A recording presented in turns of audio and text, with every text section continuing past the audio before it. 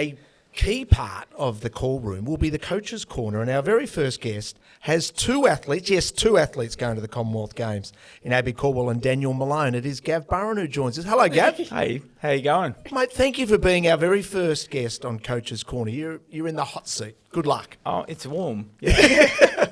You're in the perfect place. And also, we've got Mitch, who's in Oslo, getting ready for a Diamond League as well. Mitch. Gavin. I believe you want to talk to...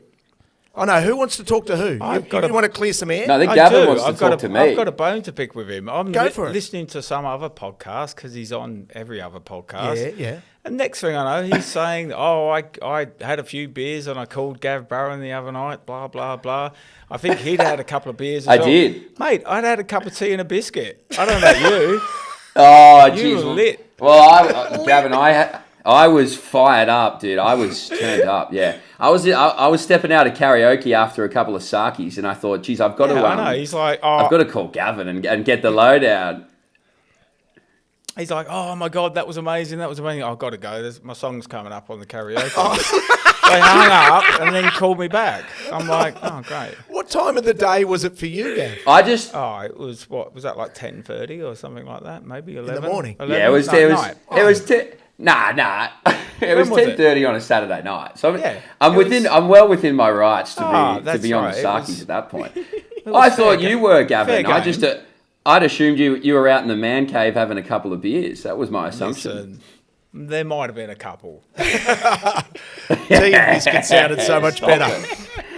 Hey, Gav, can we start with your star young athlete in Abbey Caldwell? And then we'll actually get to all your various coaching background. But Yep. you must be just so proud of it. I mean, for an Australian to win a Diamond League, and people who are listening or watching this, I hope they understand how hard that is. I We've know. just celebrated Curtis Marshall's unbelievable performance in Stockholm. But for Abbey to actually win was an incredible achievement. Did that make her and also you really feel like you belong at that absolute elite level now? It was an overnight success. What can I say? No, come on. It's been a long time coming. Like the week before, she ran that amazing time, and honestly, I thought she was in really, really good shape. She was fit. Pre-warm up for the first meet in Shanghai, she was not that crash hot, feeling a bit average, but then ran amazingly well and just worked her way into the race. And the following week, I thought, we're going to be really lucky if we can back up and be equally as good, if not better. But she was. Yeah. So, Do you feel like you know her? I mean, you've coached her since she was a junior. You know her exceptionally well, her body and how she's going to perform. Yeah, I guess so. Yeah. I mean, we got a pretty good relationship. We talk quite openly. And like, I think as much as it's new for her, it's new for me as well. Like I haven't coached anyone to this level or this standard before. So like, we're kind of learning together. So I think we're both along for the journey. But she's got you to lean on. Who do you lean on? Joe back home. Yeah. Did you have a coaching mentor that helps you as well? I've got a couple, yeah. So Avish Sharma, the exercise physiologist, I think everyone in that space and even the sprints as well now would know Avish. And he's been really influential on and off the track. But then a second tier behind that would be Dick Telford. Like Dick kind of mentored me on the program for a year, and then it went for 2 years, and then it kept going, and now he just invites me in on his mentor program with everyone else. So it's just awesome. Yeah, I think that's the key to coaching is like not thinking that you know it all. You got to figure that stuff out. Oh, hallelujah! You said hallelujah. Sounds like a dream coach. Because but that is the reality that many coaches in the past haven't understood. Is that fair? Morgan, you've experienced it? I'm not saying personally with you, Joey, but you've cut this seen out. you've seen around you've been I've around the seen, world, you've been yeah. in the Oh. system for 15 years. You've seen some coaches who believe they literally know it all, Yeah. as opposed to being willing to learn. Yeah, and I think athletics in general, we can all agree, is evolving every day. Kids are running a lot faster now than they were when I was young. But I also do admire a coach that is willing to ask questions. They drop their ego, and that's what I love about Fort. But I also correct me if I'm wrong, Gavin. I don't want to make assumptions, but I will right now. I feel like you really care about your athletes' mental health and life outside of the sport, which then helps the way they run on the track, if that makes sense. Yeah, I guess so. I don't feel like, I'm not a full-time coach. I work a pretty demanding job anyway, but this is an outlet for me. Yeah. But I feel like athletes also need that kind of outlet. They need to go into the sport like what we just spoke about, Morgan, that you're actually kind of reinventing yourself as an athlete because the pressure's off, because no one's putting you under any strict, got to do this, got to do that, got to hit this time. When you kind of open it up a little bit, then athletes relax and they can perform better. We can tell by your accent that you weren't born and bred in East Malvern. What accent? Where are you from? Tell us your background and why Australia? Oh, okay, all right. So I'm from southeast England in a county called Kent. I was always involved with athletics, and that opened up some travel opportunities for me. And one of those was to come to Australia on an athletics trip, where it's actually with a totally blind distance runner, Bob Matthews, that was like Paralympic champion. I think he won 3 Paralympics. And he kind of chewed up guide runners like they were going out of fashion because he was so good. And I got a gig as an 18-year-old to go to Australia. So you had some athletic credentials. Yeah, I didn't have a clue about Australia. I didn't even know where it was really. Right. And he said, watch Neighbours. And he said to me, "Oh, do you want to go to Australia?" I said, "Yeah. Where are we going?" He goes, "Melbourne." I said, "Where's Melbourne? I've heard of Sydney." But, yeah. Little did I know. Yeah. It's the hub, isn't it? It's where it all is. But so I came over to Australia. This was in '89, and Joe met me and fell madly in love with me. And the rest was history. Know if she says it that way. Whatever. Right. So then, Maybe.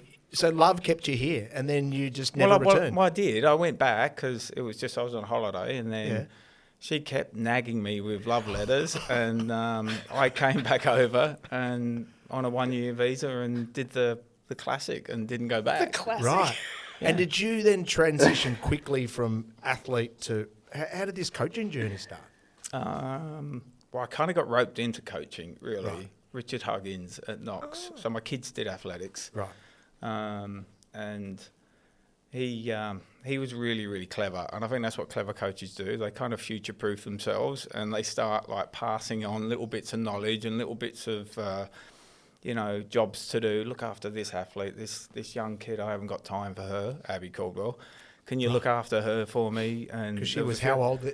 She would have been like 12 or 13 or something. And Richard was like flat out trying to get athletes to the Olympics and all that kind of stuff. So kind of cut my teeth coaching, young kids. Right. That was pretty much it, really. And I can imagine your training philosophy would have changed a lot over the years, learning from everyone. I mean, Dick Telford's a great example, what a mentor he's been to others, but what a font of knowledge, what works, what doesn't work, and taking Morgan's point, how much the sport's changing. I feel like Richard Huggins, Tom Kelly, they were 2 really big influences on me, just on the way that they interacted with the athletes. It just seemed really cool.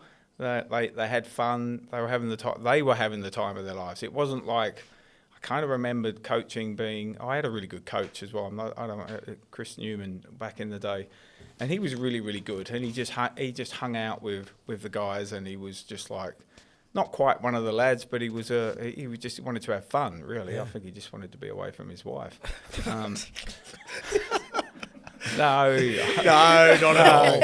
No, and Richard was just all about the laughs. He was always like just making gags and pulling the piss and having fun, and I loved it, and I was kind of hooked, but my kids were too young for me to do it. It was just like I was in my mid-30s, I reckon, and the only way I could coach, I kind of did some coaching with little Afs in the junior development squad for Morgan. We go way back. We go on, tell us that story. No, we're not going to. Don't bring I was that. a rat bag child. He's not... Gav will tell What's you. your first impressions of Morgan Mitchell? I was 12. My co-host. Superstar. As a That's kid. your first impression. She always has been. Always. Right. Yeah. I think we met at Because it was a cross country. Amy was doing cross country. Yeah, yeah. Doing athletics. My Yeah. daughter's cross oldest country is- meet. But you were one of the nicest coaches, I have to say, because I was scared of everybody. You say that to all No, the guests. no, yeah. I'm the only coach that's been on. Because That's coaches, right. Yeah. it's so funny what coaches would say to a junior, like, don't wear jewellery, it'll weigh you down. Get out of the sun. And Gav was like, hi, you ran so well. Amy whooped me, but I'm like, your daughter killed me. Don't have to make me feel good. But it's so funny that I still remember that one race. This was 2006, and Amy was a freak. Really? Yeah, Amy. Well, She was good. see, everyone on this show's too humble. This is boring. All right, Yeah. I'm going. Don't worry, you and I and Mitchell make up for it. But yeah, no, I don't know if you remember back in 06. No, yes, no. What happened? He remembers everything. That's when we met. Amy whooped me in the cross country, What was and it? I think you walked up to me and congratulated me on my race, and I was quite sad, obviously, because I got second. But I do that all the time. It's me doing a recon. I'm just trying to find out what are they up to? Why are they so good? I'm But yeah. nosy. He's doing a Nosy. background check on you. So that's how your association started. And Abbey, as a young girl, tell us, since then, what did you make of her last start performance, as we would say in racing parlance? Got stuck in the lead. Was that always the plan? And did she come away with it happy, learning something, disappointed? How did she assess it? She was quite pragmatic about it at the Yeah. end. We had a bit of a laugh because we'd spoken about it. There was a lot of talk in the day or two leading up about the pace. Oh, Georgia Hunter-Bell wants this pace. Nikki Hills wants that pace.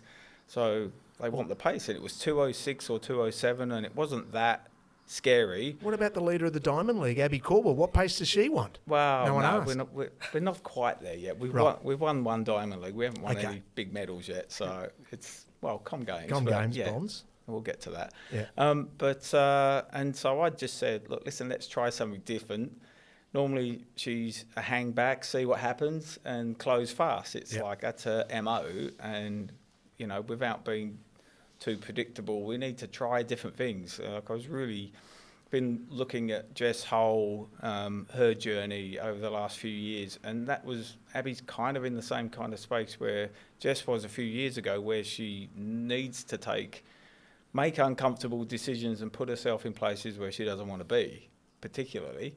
So I'd said, go with the pace. Get out of trouble. You always start quick and slow down and then drift to the mid-pack and then work your way through. Just stay out the front. There'll be other people out there with you. And there wasn't. There wasn't. So she led for the last so it was 2.5 she laps. she did everything I asked her to do, Yeah. apart from finish as Right. quick as she probably wanted to. But she'd done a lot of travelling, so she was entitled to be a little jaded. I think, like the song says, 2 out of 3 ain't bad. Yeah. I think that might have been not a bridge too far, and maybe if we'd stuck to the original kind of methodology of just figuring it out on the run, she might have finished a couple of places higher. Yeah. So But does she have the ability, because some athletes, we've all seen, been with them and dealt with them, some athletes have a poor performance and their whole world comes crushing down. And then as they get more mature, they've got the ability to put it all into context. Is she at that stage where she puts it into context, puts it behind her and moves on? look, unless it's a real stinker, Yeah. she's just moving on to the next one. And we've kind of had to slow that down a little bit and unpack performances because we're not going to get better unless we can critique them a little bit and just figure out what went right, what went wrong. But she's always looking to the next race. Yeah. It's and to be honest, it was, just didn't quite have the legs at the end of that race. It was still a 61 mid-high last lap, so it was still pretty decent. Yeah. I think Not everyone... bad at all. I think that's what everyone admires about you, Morgan, the fact that when you It's been a while. No, but even your return to running after having twins, you were in races that, which at your absolute best is miles below what you should be in, but you're in there because long term I've just got to go and tick this box and get fitter and Yeah. fitter. Yet you were able to have a big smile on your face and congratulate everyone and get ready for the next race. Was that just outward, or that's real? No, that's real. I also think that just came with a lot of learning, patience, having twins, and entering your 30s. Yeah. Yeah, and I think Experience. Yeah, experience. But for me as well, Fort and I just look at everything as a numbers game now. Like, we're in Japan. Let's just see what we can do. We want to see what we can do in the 8-off-4 training. Do we add in 8 training? Win, lose, draw. We just go to the next thing, because I feel like for me, I've been out of the sport for quite a while, and I wasn't running my best for a while. That it took a lot of the pressure off. Yeah. And it made me realise it's just running. Like, life outside of this sport for me is so great. Yeah. This is now just a bonus. So yeah, for us it's like, all right, we'll just look to the next one and pack up shop and go again. Yeah, but that's what makes the elite, and nice. the reason I bring you in is that's what makes the elite athletes like Abbey so good. The ones that can learn and move on from it.